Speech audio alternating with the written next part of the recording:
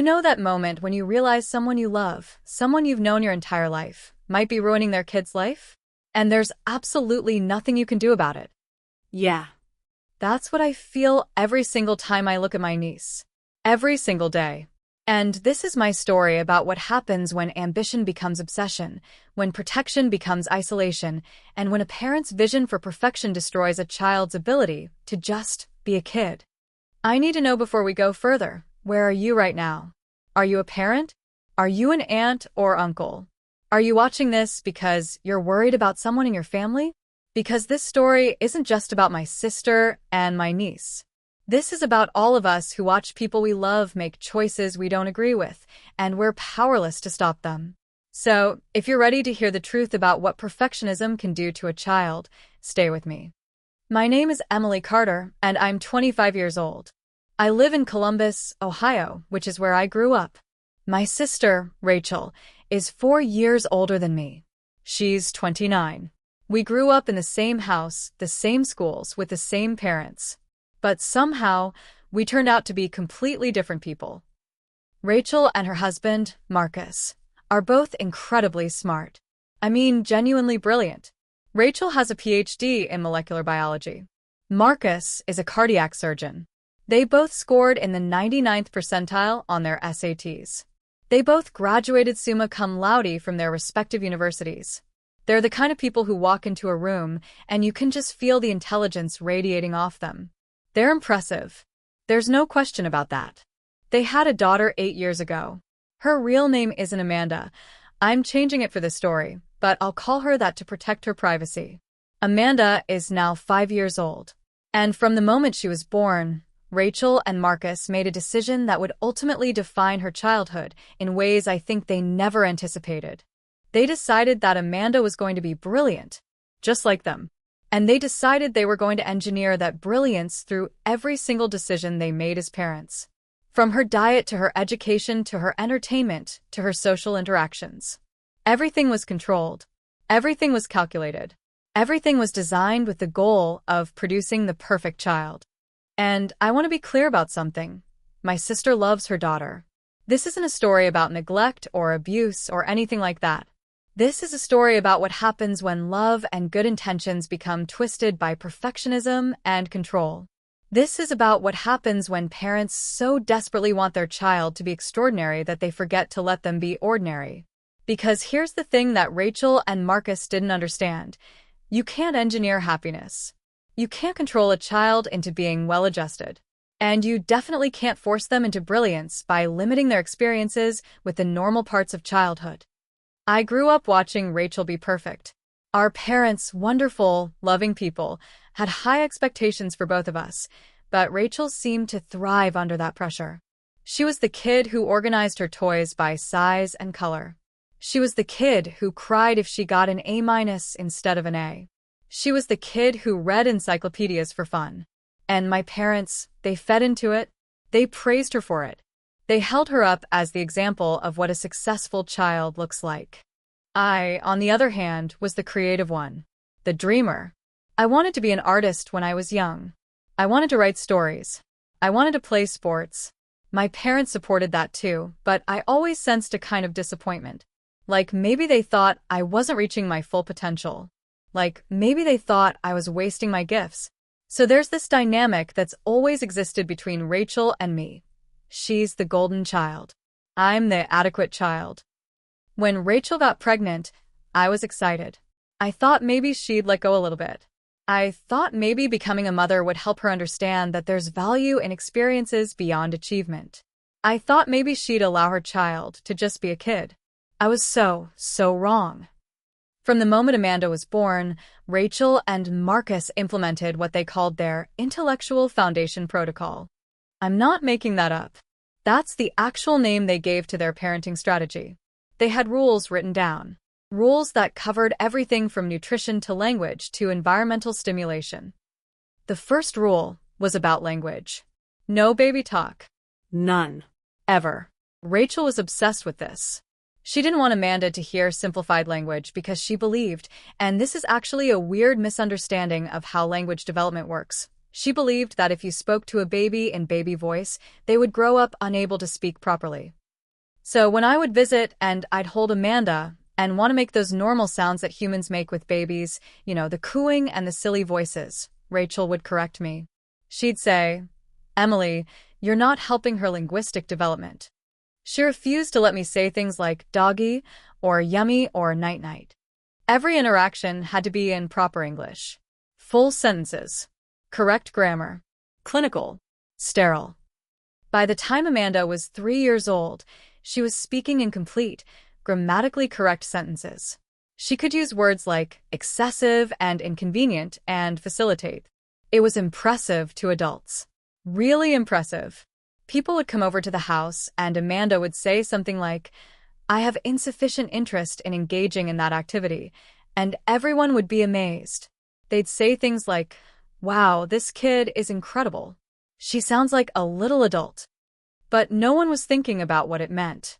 No one was thinking about the fact that this 5-year-old girl spoke in a way that made it almost impossible for her to connect with other children. That she didn't know how to play pretend because pretend requires a level of linguistic flexibility that she'd never been allowed to develop. That she didn't know how to use the shortened, playful language that kids use to bond with each other. Rule number 2 was about entertainment. No cartoons. No Disney movies. No animated content whatsoever. Rachel believed, and again, this is a distortion of actual developmental science.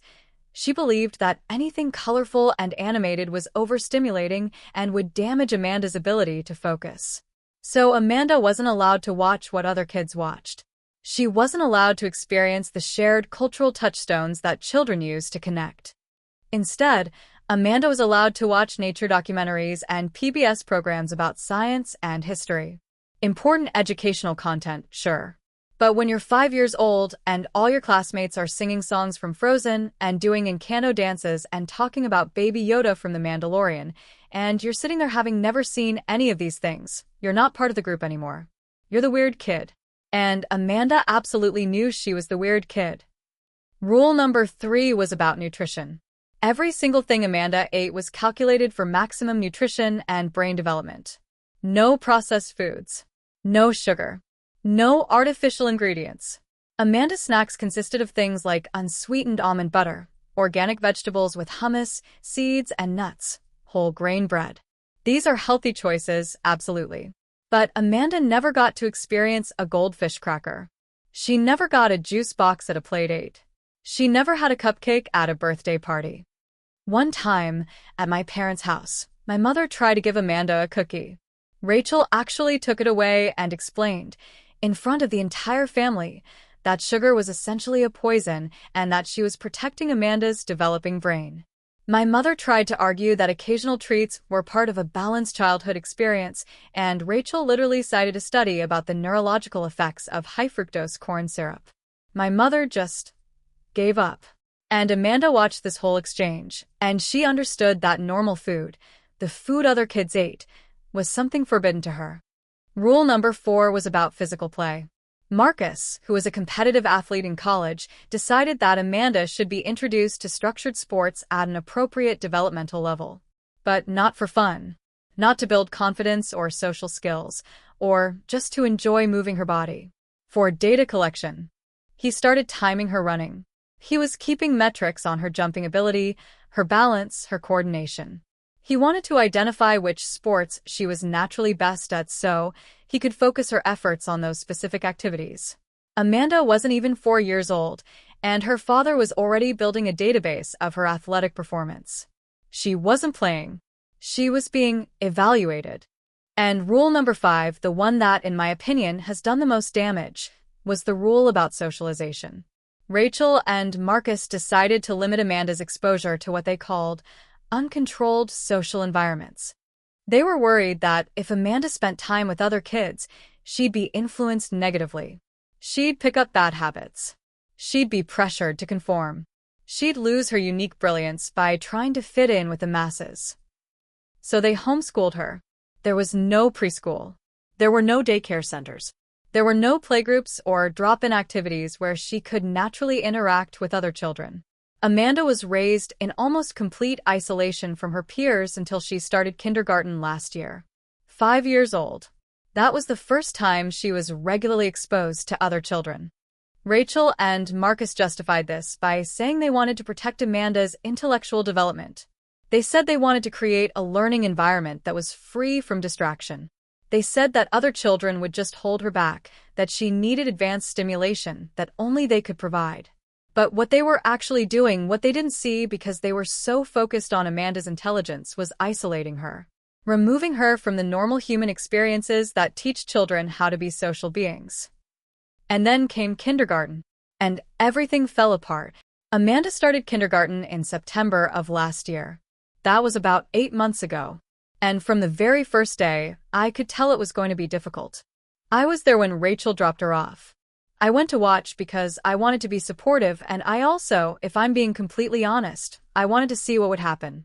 I wanted to see if this isolated, highly structured child could actually interact with other 5-year-olds. The classroom was full of the normal chaos of kindergarten. Bright colors, toys everywhere, picture books, a reading corner, a play kitchen, musical instruments. Everything that's designed to stimulate curiosity and imagination and play. And Amanda walked in and just froze. She didn't know where to look. She didn't know what to do. The teacher tried to get her to join in with the other kids who were playing with blocks, and Amanda just stood there, watching, completely confused. Within the first week, it became clear that Amanda didn't understand how to play. The other kids would build something with blocks, and they'd make up a story about what it was. This is a castle. We're dragons attacking the castle. Everyone has to run and hide. And Amanda didn't understand the game. She kept saying things like, "That is not a castle. A castle is a fortified building with medieval architecture."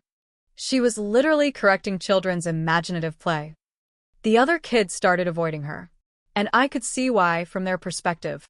She was the kid who corrected them, who spoke in a weird way, who didn't understand their jokes, who didn't know how to sing the songs they knew, who looked at them like they were strange when they were just being normal 5-year-olds. I went to pick Amanda up from school one afternoon in October. Her teacher pulled me aside. I'm her aunt, so the teacher didn't have a problem talking to me about this. And she said, "Emily, I'm concerned about Amanda's social adjustment. She's doing well academically. Actually, she's doing remarkably well academically. She can read at a 2nd grade level. Her math skills are advanced. But socially, she's struggling significantly. The other children don't include her in their games. She eats lunch alone. She doesn't participate in group activities. Have there been any concerns at home?" I told the teacher the truth. I said, "Amanda hasn't really been around other kids before this year. She was homeschooled before kindergarten. It's an adjustment." The teacher nodded and said she understood, and she offered to set up some accommodations to help Amanda develop social skills. But I could see the concern in her eyes. She recognized that this child was missing something fundamental that you can't just teach or remediate in a classroom. She was missing the foundation of normal childhood experience. Over the next few months, things got worse, not better. Amanda didn't make any friends. Not one. And I'm not exaggerating that. By December, I asked her if she had any friends at school, and she said no. She said the other kids didn't enjoy her company. 5 years old, and she was already internalizing rejection. During lunch, she sat with a teacher's aide instead of with the other kids. During recess, she often preferred to sit on a bench and read rather than play. The teacher tried to encourage her to participate in group activities, and Amanda would comply, but she was clearly uncomfortable. She didn't know how to run and play tag. She didn't understand the rules of simple games. She didn't know how to joke around or be silly or just exist as a child among other children. The worst part? Amanda seemed aware that something was wrong with her. She'd internalized the message that she was different, that other kids were strange, that she didn't fit in. And instead of this awareness making her want to adapt or learn or change, it made her withdraw further. It made her prefer being alone. It made her believe that the problem was with the other children, not with her. Because that's what her parents had always told her, that other children would hold her back, that she was special in a way that other kids weren't. I started noticing physical changes too. Amanda started having headaches. Legitimate headaches that would send her to the school nurse. She started having stomachaches on school mornings, anxiety manifesting physically in a 5-year-old girl. She started having trouble sleeping because she was anxious about the next day. She started losing weight because the stress was affecting her appetite. When I brought these concerns to Rachel, she didn't see them as red flags. She interpreted them as signs that Amanda was sensitive, gifted, and overwhelmed by the intellectual and social demands of traditional education. Her solution? To pull Amanda out of kindergarten and go back to homeschooling. Not to recognize that her daughter was suffering. Not to recognize that her parenting ST strategy had left Amanda completely unprepared for normal social interaction. Instead, she saw the school as the problem. I tried to convince her to keep Amanda in school. I told her that running away from the problem wouldn't solve it. That Amanda needed to be around other kids. That her daughter was struggling not because she was too smart or too gifted, but because she'd never been allowed to develop the fundamental social skills that even young children possess naturally if they're given the chance to develop them. Rachel actually got angry with me. She said I was undermining her parenting. She said I didn't understand Amanda's unique needs. She said that traditional education was designed for average children, and Amanda wasn't average. She said I was projecting my own mediocrity onto her daughter. That one sentence hurt more than I expected it to. My own mediocrity. Because that's what she's always seen me as. The average sibling. The one who doesn't push herself. The one who's wasting her potential. And now she was implying that I was trying to drag Amanda down to my level of mediocrity. But I didn't back down because I couldn't. Because I was watching my sister destroy her child, and someone had to say something. Every Wednesday afternoon, I pick Amanda up from Rachel's house. That's my day with her. Rachel and Marcus agreed to this when Amanda was born. They wanted her to have an independent relationship with her aunt, which I appreciated. It was one of the few things they did that I genuinely supported. I usually take her to get a snack and then we do something fun. We might go to the park or to the library or to visit my parents. And it's become the highlight of my week because I get to see this little girl light up when she experiences normal childhood things. I get to see her laugh. I get to see her be a kid instead of being this anxious, controlled, isolated child that she is in her parents' house. A few weeks ago, I picked her up and the first thing she said to me was, "Emily, why don't the other kids like me?" She was sitting in her car seat, and she just asked this question like it was the most normal thing in the world. Like she'd been thinking about it so much that she needed an adult to explain it to her. And I didn't know what to say. I didn't know how to tell this 5-year-old that the problem wasn't with her. The problem was with her parents' choice to isolate her from normal childhood. So I said, the other kids do like you. They just don't understand you yet.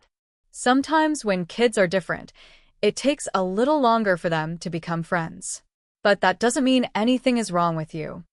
And she looked at me with these big, sad eyes and she said, "I think something is wrong with me.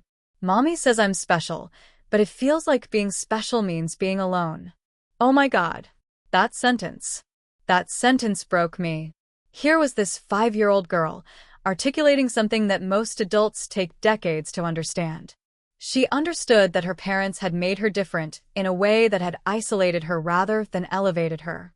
She understood that being special, in her parents' vision, meant being alone. I pulled over. I was driving, and I had to pull over because I was starting to cry. I pulled into a parking lot, and I unbuckled Amanda from her car seat, and I held her, and I said, "You're not alone. You have me, and you have your parents, and you're going to have friends. It just might take a little longer, and that's okay."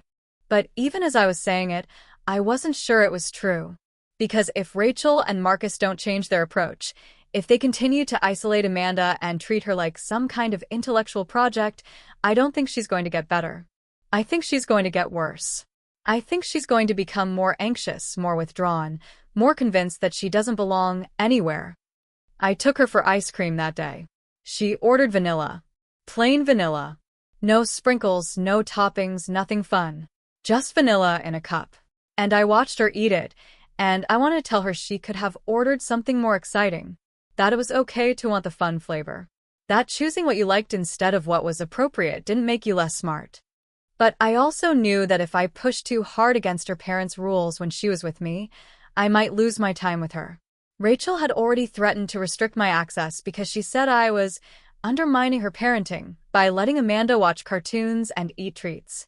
So I just sat there and watched my niece eat plain vanilla ice cream and act like it was the most normal thing in the world for a 5-year-old to choose the most boring option available. This past Saturday, I found out that 2 of Amanda's classmates are having birthday parties this weekend. Almost the entire class is invited, Amanda included. At least I thought she was included. But then I talked to Rachel, and she told me that Amanda wasn't invited, that the other kids didn't invite her. Sound, sharp, sad note. The sting of social rejection expressed musically. Emily VO. And I felt this anger rise up in me. This rage directed at every parent who has failed to teach their child that inclusion matters, that kindness matters, that not inviting one child to your party, the child who's already isolated, the child who's already struggling, that's a choice to increase her pain. But then I realized that the anger wasn't really directed at those parents. It was directed at Rachel. Because Rachel's parenting choices have put Amanda in a position where she's the kid that doesn't get invited. She's the kid who doesn't understand the jokes. She's the kid who everyone sees as different, weird, other. Rachel has engineered this situation through her need to control every aspect of her daughter's development. I called Amanda on the phone yesterday. I said, "Hey, did you hear about the parties this weekend?" And she was quiet for a really long time. Then she said, "Yeah, I heard. They didn't invite me." And I could hear the resignation in her voice. She was 5 years old, and she was already resigned to being left out. I asked her how that made her feel. And she said, "It makes me feel like something is wrong with me." I told her that nothing was wrong with her, that sometimes kids take a little longer to understand each other, that she was smart and kind and interesting, that one day people would understand how special she was. But I don't actually know if that's going to be true. I don't know if one day people are going to understand Amanda's special qualities, or if they're going to continue to see her as the weird kid. And that's what scares me the most. Because it's not too late to fix this. If Rachel and Marcus could see what they're doing, if they could recognize that their parenting strategy is backfiring, if they could understand that a 5-year-old girl matters more than a resume, it's not too late. Amanda is still young. She can still learn to play. She can still develop social skills. She can still become an integrated, well-rounded human being instead of just a repository for intellectual achievement. But Rachel can't see it, and Marcus can't see it. They're too invested in their vision of Amanda as a future genius. They're too committed to their intellectual foundation protocol. They're too convinced that they're doing the right thing. And I'm stuck watching this happen from the outside, completely powerless to stop it. Sometimes I lie awake at night, and I imagine confronting Rachel. I imagine saying all the things I want to say. I imagine telling her that she's hurting Amanda, that she's creating a child who's intelligent but isolated, who's academically advanced but socially crippled, who's going to go through her entire childhood wondering why she's different, why she doesn't fit in, why the people in her life didn't love her enough to give her a normal childhood. But I know what would happen if I said those things. Rachel would cut me off. She'd decide that I was a bad influence on Amanda. She'd restrict my access. And then I wouldn't even have those Wednesday afternoons anymore. I wouldn't have that small window where I can be kind to Amanda, where I can let her be a kid, where I can try to undo some of the damage that her parents are doing. So I stay silent. And I pick up Amanda every Wednesday. And I let her experience things that her parents won't let her experience. And I tell her that she's wonderful just the way she is. And every time I drop her back off at Rachel's house, I feel like I'm handing her back to a prison. A very clean, very organized, very intellectual prison. But a prison nonetheless. I've been thinking a lot about parenting since all of this started. I've been thinking about the decisions we make as parents, or as aunts/uncles, or teachers, or mentors, about how we shape the children in our lives. And I've come to understand something that I wish Rachel could understand. Parenting isn't about creating miniature versions of yourself. It's not about engineering or controlling outcomes or designing the perfect child according to your specifications. Parenting is about raising a person, a complete, whole, complicated human being who has needs that go far beyond academics and achievement. Children don't just need intelligence. They need connection. They need to feel like they belong somewhere. They need friends. They need to play pretend and make mistakes and laugh at silly jokes and eat foods that aren't optimized for brain development. They need to experience normal childhood. Because childhood isn't just a preparation for adulthood. It's not just a resume builder or a time to rack up achievements. Childhood is the actual thing. It's the lived experience of being young. And if you spend your entire childhood in service of some future version of yourself that might never come to be, then what have you actually gained? What memories do you have? What joy have you experienced? I think about Amanda when she's my age. I think about whether she's going to look back at her childhood and feel grateful for her intelligence and advanced education, or whether she's going to feel angry that she missed out on the normal experiences that make childhood worth having. I think about whether she's going to resent her parents for the choices they made on her behalf. And I have a feeling I know the answer. Here's what I want Rachel to understand. You can't love your child into brilliance by controlling them. You can't protect them by isolating them. You can't prepare them for the world by keeping them out of it. The only thing you accomplish when you do those things is creating anxiety, resentment, and a fundamental disconnection from their own humanity.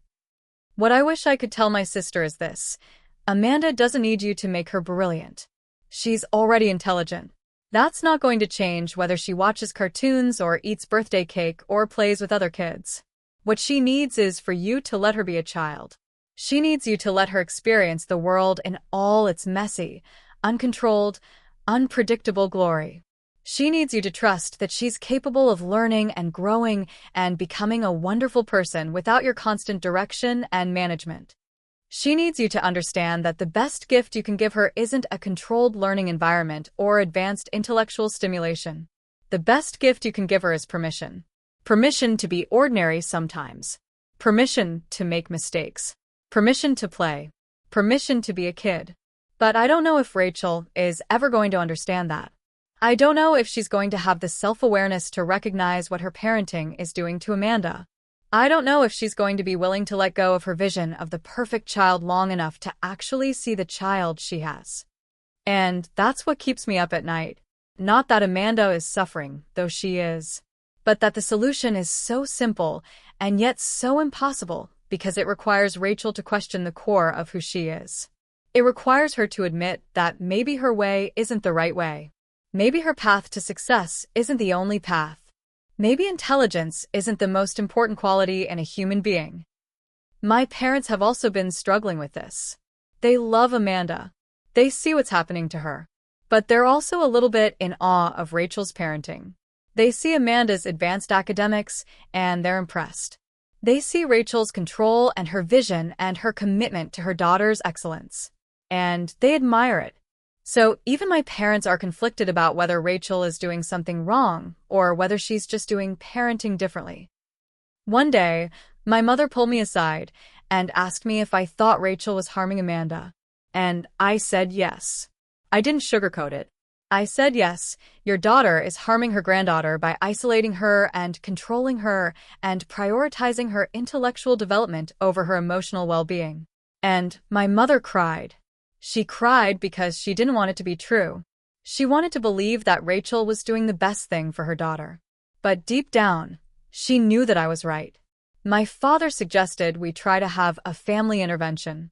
He wanted to sit down with Rachel and Marcus and tell them what we were all seeing. That Amanda was struggling. That something needed to change. But I told him no.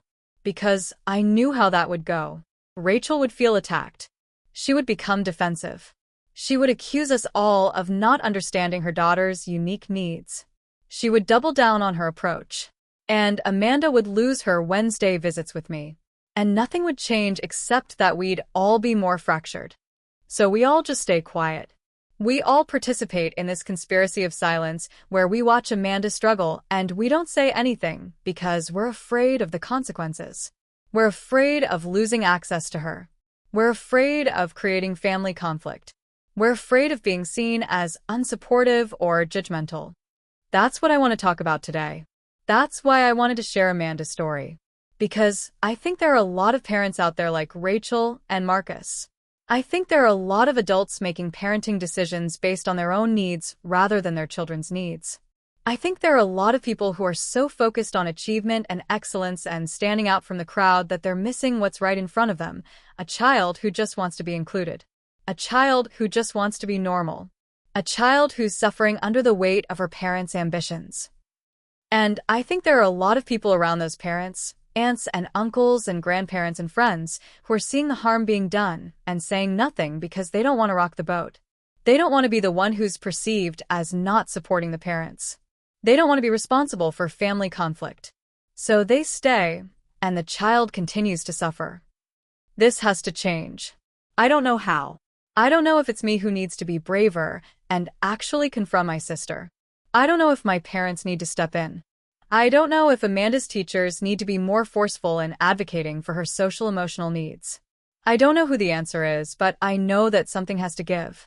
Because Amanda is only 5. She has 13 more years of childhood ahead of her. 13 more years of potential isolation, anxiety, and the message that her worth is determined by her intelligence rather than her humanity. Something happened 3 weeks ago that changed my mind about staying silent. I was picking Amanda up from school, and her teacher asked to speak with me privately.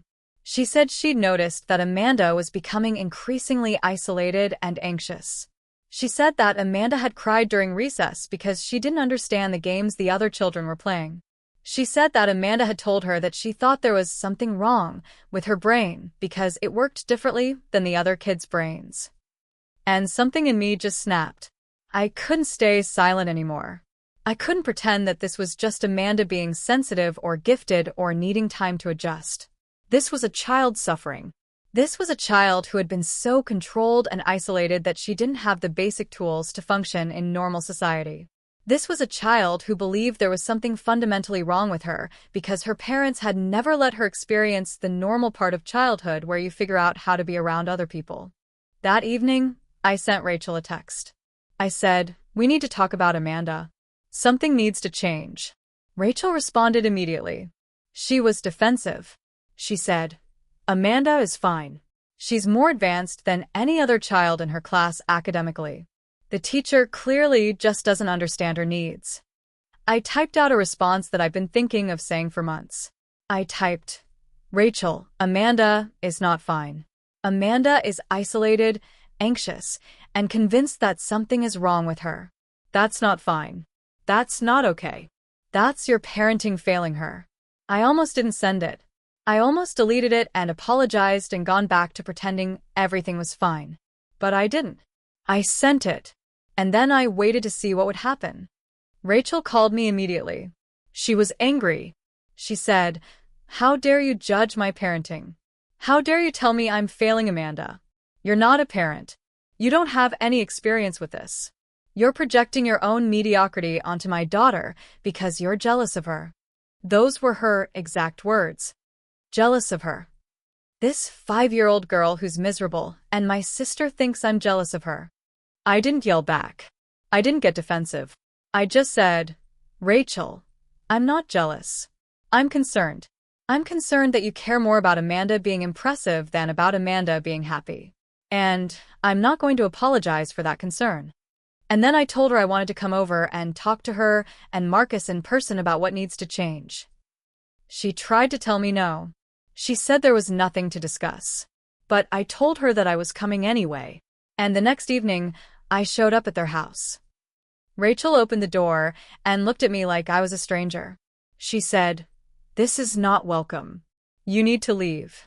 But Marcus came out from the kitchen, and he said, "Let her in, Rachel. Let's hear what she has to say." At least Marcus was willing to listen. That's something. We sat down in their living room, which, of course, was perfectly arranged and completely sterile. Not a toy in sight. Not a magazine lying around. Everything was exactly where it was supposed to be. And I told them everything. I told them about Amanda's isolation at school. I told them about her anxiety. I told them about the way she spoke in grammatically correct sentences that made her unable to connect with other children. I told them about the way she ate plain vanilla ice cream without any joy. I told them about her crying at recess. I told them that their daughter was suffering. And Rachel listened. She actually listened. And then she said, "Amanda is thriving. She's advanced. She's exactly where she should be for her age and her intellectual capabilities." I said, "But she's not happy. And she's not thriving if she's miserable." Rachel said, "Happiness is a luxury. Achievement is essential." Did you hear that? Happiness is a luxury. That's what my sister said about her 5-year-old daughter. And I just looked at her, and I realized that this wasn't going to change. Not unless something drastic happened. Not unless Rachel herself experienced some kind of awakening or crisis that made her reevaluate her entire approach to parenting. I stood up. I said, "I came here hoping that you would listen, that you would recognize that Amanda is suffering and that you needed to change something. But I can see that you're not ready to hear that. So I'm going to give you an ultimatum. Either you allow Amanda to have normal childhood experiences, cartoons, playdates with other children, unstructured time to play, normal food sometimes, less rigid control, or I'm going to start documenting the impact that your parenting is having on her mental health, and I'm going to report it to her school. I'm going to bring in her pediatrician. I'm going to create a record of her emotional deterioration. And I'm going to make it very difficult for you to defend your parenting choices if it ever comes down to a question of her welfare." I didn't say that lightly. I know I was putting my relationship with Rachel at risk. I know I was threatening to escalate this in a significant, but I was done being silent. I was done prioritizing family peace over Amanda's well-being. Rachel's face turned red. She said, "Get out. Get out of my house right now. You are no longer welcome here. You will not see Amanda anymore." And Marcus actually looked shocked. He said, "Rachel, wait." But she cut him off. She said, "This is what happens when you let mediocre people into your life. They try to tear you down because they're jealous of your success." I left. I walked out of that house and I didn't look back. And I thought, well, that's it. That's the end of my relationship with Amanda. Rachel is going to make good on her threat. I'm not going to see my niece again. And I felt devastated and also, oddly, relieved. Because at least I had tried. At least I had said the things that needed to be said instead of continuing to enable the situation by staying silent. But something unexpected happened. 3 days later, Marcus called me. He said, "Emily, I want to apologize for Rachel. She's under a lot of stress, and she overreacted. But more importantly, I want to tell you that you were right." He said that after I left, he and Rachel had argued. He said that he'd been noticing the same things I was noticing: Amanda's anxiety, her isolation, her unhappiness. But he'd been too afraid to say anything to Rachel because he didn't want conflict. He'd been enabling her approach because it was easier than confronting her. Marcus said, "I had a son from my first marriage. He's 15 now. And I made the same mistakes with him that Rachel is making with Amanda. I controlled him. I pushed him to achieve. I didn't let him just be a kid. And now he barely talks to me. We have no relationship.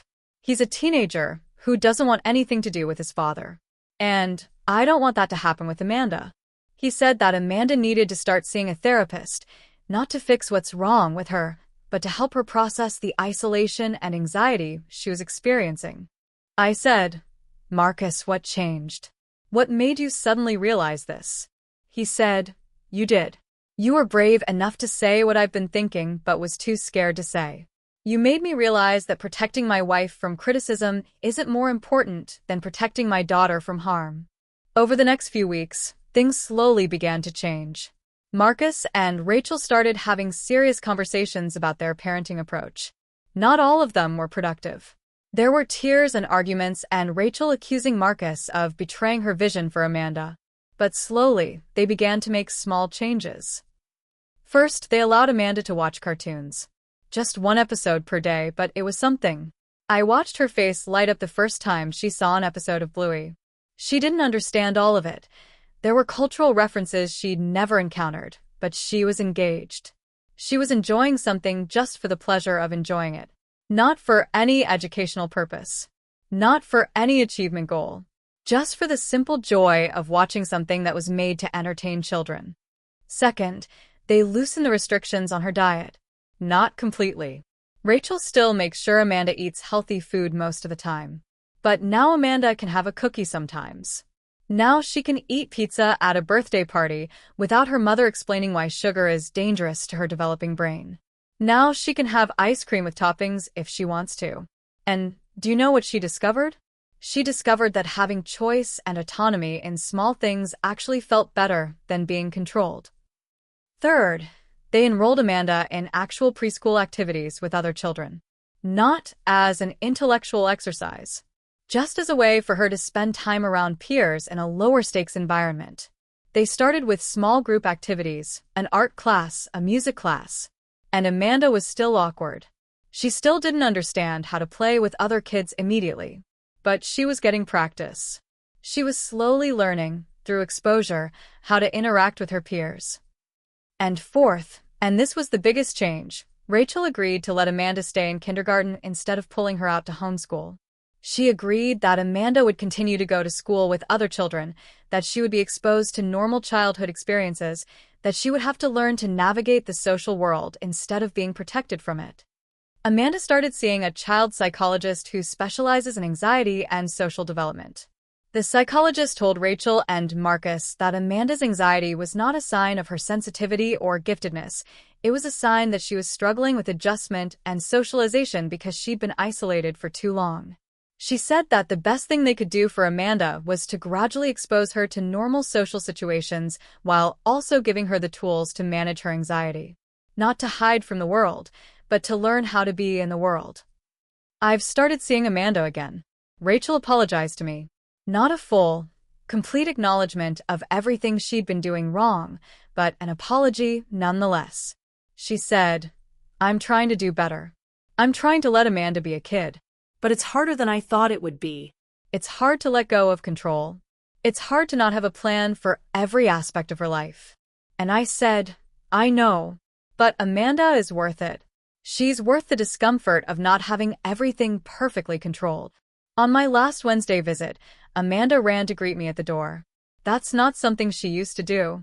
She used to come out slowly, cautiously, like she was afraid of doing something wrong. But this time she ran to me and hugged me and said, "Emily, I made a new friend at school. Her name is Sophie, and she likes cartoons too."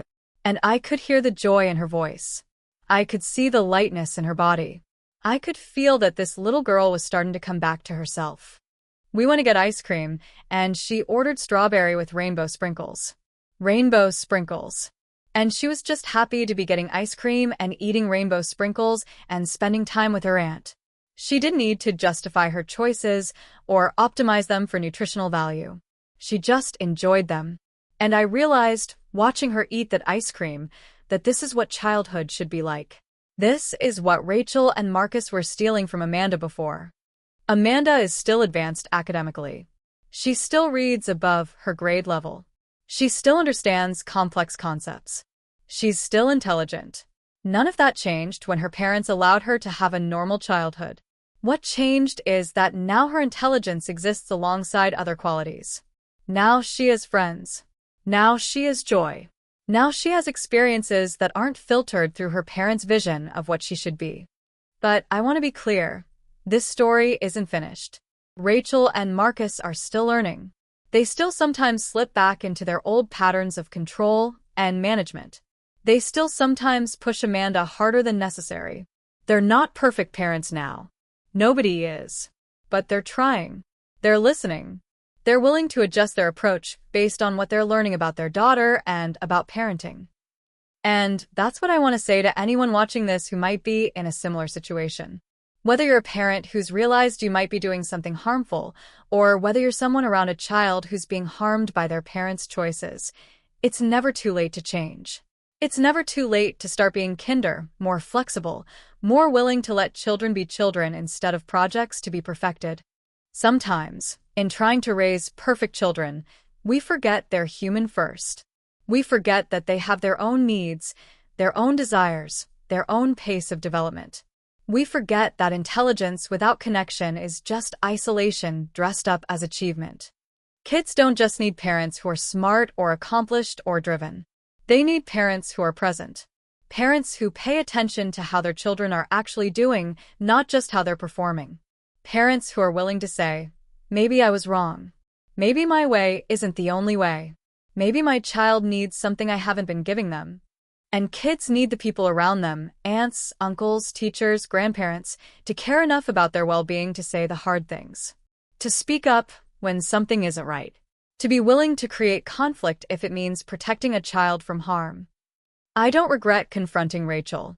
I don't regret putting my relationship with her at risk to protect Amanda. Because that's what you do when you love someone. You tell them the truth, even when it's uncomfortable. You speak up, even when it would be easier to stay silent. If you're watching this and you're a parent like Rachel and Marcus were, perfectionist, controlling, focused on achievement, I'm asking you to pause for a moment. I'm asking you to look at your child and really see them. See not what they could become, but who they are right now. See if they're happy. See if they have friends. See if they're experiencing the full spectrum of childhood. And if the answer is no, if you realize that your parenting is costing them something important, please consider changing. It's not too late. Your child is resilient. Your child is adaptable. Your child just needs permission to be human. And if you're watching this and you're someone who sees a child being harmed by their parents' choices, I'm asking you to be brave. I'm asking you to speak up. I'm asking you not to stay silent in the name of family harmony or not wanting to rock the boat. Because that child depends on the adults in their life to care enough to say something. That child depends on you. This is Emily Carter from Columbus, Ohio. This is my story about my sister's parenting and how it almost destroyed her child. This is my story about finding the courage to speak up and the grace to keep trying even when change seems impossible. This is my story about Amanda, who is now thriving. Not because her parents made her perfect, but because they learned to let her be perfectly herself. If this story resonated with you, please share it. Please tell the people in your life about it. Because there are other children like Amanda. There are other parents like Rachel and Marcus. There are other people watching from the outside, wondering if they should speak up. And maybe this story will give them the courage to do it. Thank you for listening to Amanda's story. Thank you for caring enough to hear it. And if you love real-life stories with tough choices, don't forget to like, subscribe, and share.